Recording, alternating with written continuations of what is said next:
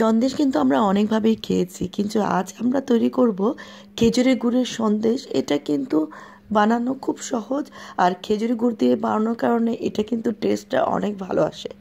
চলুন দেখে নিই এই খেজুরের গুড়ের সন্দেশ আমি কিভাবে তৈরি করছি। খেজুরের গুড়ের সন্দেশ তৈরি করার জন্য এখানে আমি 1 কেজি দুধ নিয়েছি। এটা যেহেতু আমি ছানা তৈরি করব, এটা আমি জাল দেওয়ার জন্য অপেক্ষা করব। এটা ফুটে উঠুক, তার মধ্যে আমি একটা সিরকার মধ্যে এখানে আমি হাফ কাপ পানি নিয়েছি, তার মধ্যে আমি 3 টেবিল চামচ পরিমাণ সিরকা দিয়ে দিলাম। আর পানির মধ্যে সিরকাটা দিলে মানে সিরকাটা যখন আমি দুধে দিব তখন ছানাটা আর শক্ত হয় না। আর এদিকে দুধটা কিন্তু বলক উঠে গেছে। দুধটা যখন বলক উঠে যাবে তখন কিন্তু আমি চুলাটা অফ করে দিব। আর এই ছানার ক্ষেত্রে আরেকটা জিনিস খেয়াল রাখতে হবে, এটা কিন্তু সাথে সাথে দেওয়া যাবে না। এই যে সিরকাটা দিলে, সিরকার পানিটা দিলে দেখা যায় যে এটা শক্ত হয়ে যাবে, তাই একটু 2-3 মিনিট পরে আমি এই সিরকার পানিটা দিয়ে দিচ্ছি। আমার জ্ঞানে কিন্তু চুলাটা একদম বন্ধ আছে। তো আমি যখন এই যে পানি মিশানো সিরকাটা যখন হাফ কাপ পরিমাণ দিয়েছি এখানে, তখনই কিন্তু এটা একদম দুধটা ছানা হয়ে গিয়েছে। এই যে দেখেন, এই সবুজ পানিটার জন্য আমি একটু নেড়ে নিয়েছি। তারপর এটা আমি পানিতে ছেঁকে রেখেছিলাম, কাপড়ের মধ্যে ছেঁকে রেখেছি প্রায় 2 ঘন্টার মতো। 2 ঘন্টা পরে আমি এটা নামিয়ে, এটার মধ্যে কিন্তু কিচ্ছু মিশাচ্ছি না, এটা শুধু হাত দিয়ে আমি একটু প্রথমে আস্তে আস্তে করে মথে নিব। তারপর এভাবে আঙ্গুলের সামনের অংশগুলো দিয়ে আমি একটা স্মুথভাবে তৈরি করে নিচ্ছি। এই যে এরকম একটা স্মুথ তৈরি হবে। তারপর আমি একটা কড়াইয়ের মধ্যে প্রায় হাফ চা চামচ পরিমাণ ঘি দিয়ে দিলাম। এই ঘিটা যখন মেল্ট হবে তখন এর মধ্যে চুলার আঁচটা কিন্তু একদম কমিয়ে রেখেছি। তখন এর মাঝে আমি দিয়ে দিচ্ছি গুড়।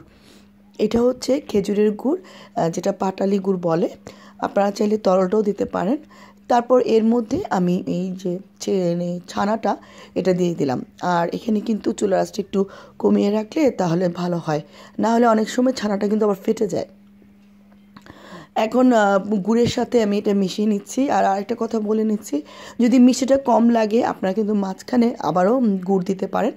আর এটা কিন্তু অনবরত নাড়তে নাড়তে হবে। যখন নাড়তে নাড়তে এটা আস্তে আস্তে এটা টাইট ডোয়ের মতো হয়ে যাবে। আর এখানে আমি কিন্তু একটু চেক করে নিয়েছি মিষ্টিটা আমার কেমন হলো। তারপর মাঝখানে আমার মনে হলো মিষ্টিটা আর একটু হলে ভালো হয়, তো আমি আবারও একটু মিষ্টি দিয়ে দিলাম। আর চাইলে এখানে কিন্তু আপনারা এলাচের গুঁড়োও দিতে পারেন, আমি এলাচের গুঁড়ো দিলাম না, আমার কাছে এমনি খেজুরি গুড়ের ফ্লেভারটা ভালো লাগে। আর এদিকে আমি আবার একটু দিয়ে প্রায় 1 টেবিল চামচ পরিমাণ খেজুরি গুড় দিয়ে আবারও একটু নেড়ে দিচ্ছি। এটা মেল্ট হলে যেহেতু একটু পাতলা হয়, তো নাড়তে নাড়তে এটা কিন্তু একটু ঘন হয়ে যাবে। আমি চুলার আঁচটা একটু বাড়িয়ে দিয়েছিলাম একটু তাড়াতাড়ি শুকিয়ে যাওয়ার জন্য।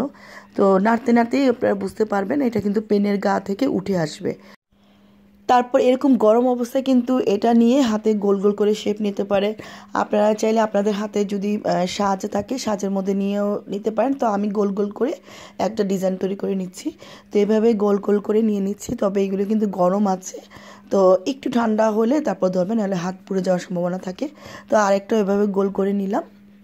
তো আমি আপনাদেরকে এখন একটা ডিজাইন দেখিয়ে দিচ্ছি। তো একটা গোলের উপর আমি আরেকটা গোল রেখে, যেহেতু আমার ডিজাইনটা গরম অবস্থা তৈরি করতে হবে, এবার হালকা একটু চাপা দিয়ে আমি একটা ডিজাইন বানিয়ে নিলাম।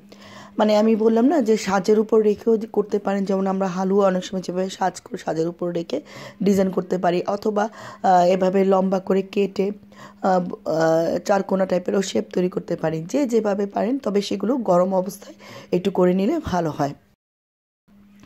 তো এইভাবে আমার সবগুলো সন্দেশ তৈরি হয়ে গেল। এগুলো কিন্তু গরম অবস্থায় একদম সফট থাকে, নরম থাকে, আর যখন ঠান্ডা হয়ে যাবে তখনও এটা আসলে একটু শক্ত হয়, আর খেতেও ভালো লাগে। আশা করি রেসিপিটা ভালো লেগেছে। ভালো লাগলে লাইক দিবেন, কমেন্ট করুন। আল্লাহ হাফেজ।